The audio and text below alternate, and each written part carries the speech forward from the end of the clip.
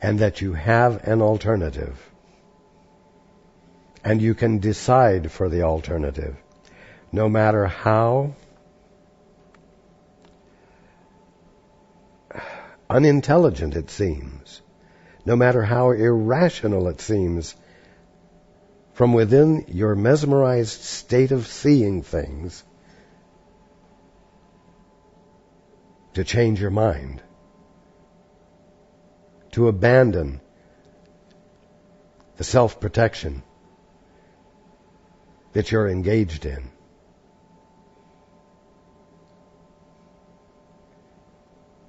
Now, continue to be alert for the occasions of self-righteousness, because it's really essential for you to find out just how much it's costing you.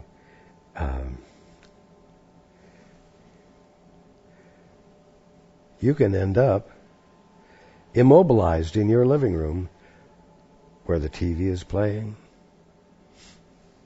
with the sun shining outside, life going on in your community, everyone else you know going on about their business, and you mesmerized by the offensiveness of what's happening and how unfair it is. It keeps you so focused that you do nothing except sit in the middle of what seems to you to be a self-satisfying expression of disgust at the situation and how unfair it is. It costs you your capacity to go about your daily activities that you really want to do. And it costs you your capacity to feel joy. It costs you your capacity to feel light and buoyant. It costs you your freedom to even just live a normal, in quotes, human life, unquote. That's what it costs you. But even more, it costs you your capacity to experience miracle-mindedness. And so it's completely self-defeating to everything you say you're interested in, which is to wake up.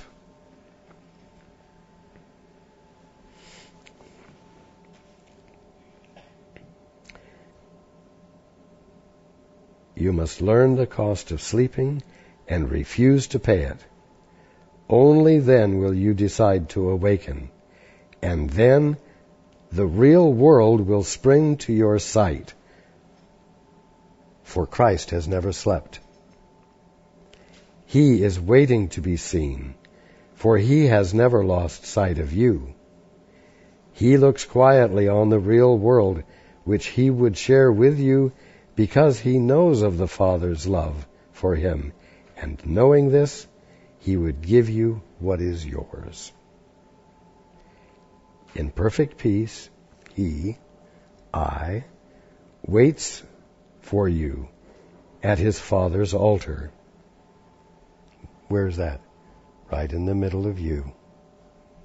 Holding out the Father's love to you in the quiet light of the Holy Spirit's blessing. For the Holy Spirit will lead everyone home to his Father, where Christ waits as his self.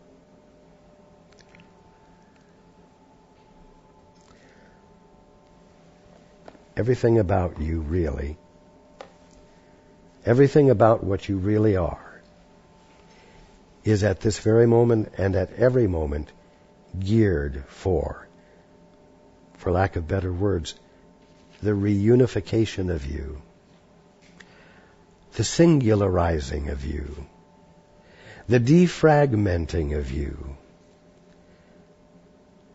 Not the defragmenting of the poor little orphan you are, but the defragmenting of the you that you really are, so that you're experiencing what you really are totally.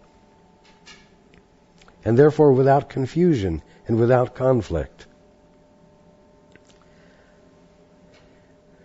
We've talked in the past about the fact that you walk with mighty companions.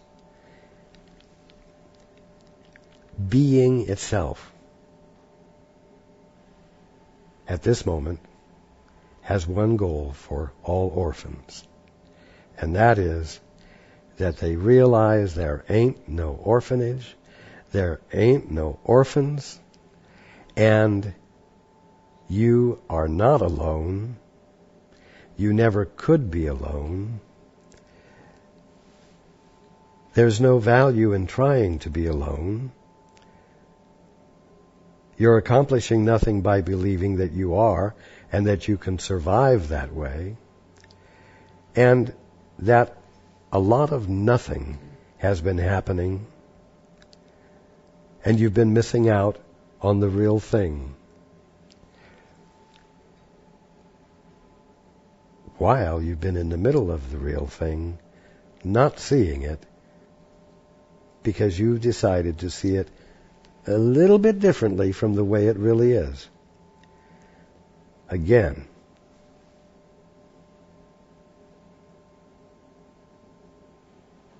you walk with mighty companions. You are constantly supported in realization. You are constantly supported in light bulbs going on, ahas occurring, right here and right now.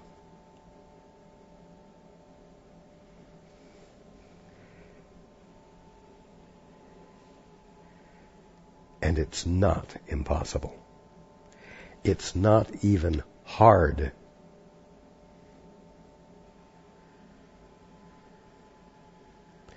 To make commitment to the impossibility of a miracle is silly.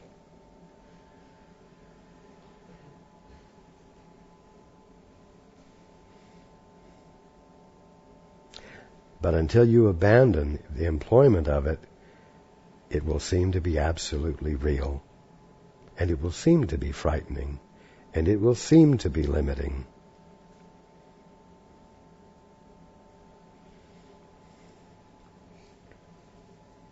So this week, let there be a little bit of buoyancy, a little bit of willingness to be curious.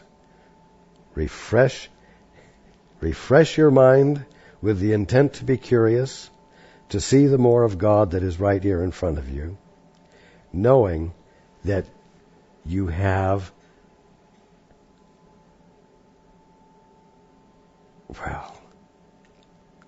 universal support for it.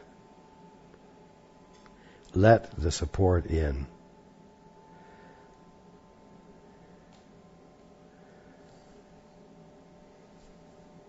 Be willing to acknowledge, I am not an orphan who has to lift himself up by his own bootstraps. And so I'm going to abandon that endeavor. And I'm going to invite my brothers and the Holy Spirit and all those who are awake to help me. I'm going to let you in. I'm willing to not be so private anymore. And keep this intent alive in your mind. It will provide you with a brand new week. I mean by that, with new things that haven't happened before.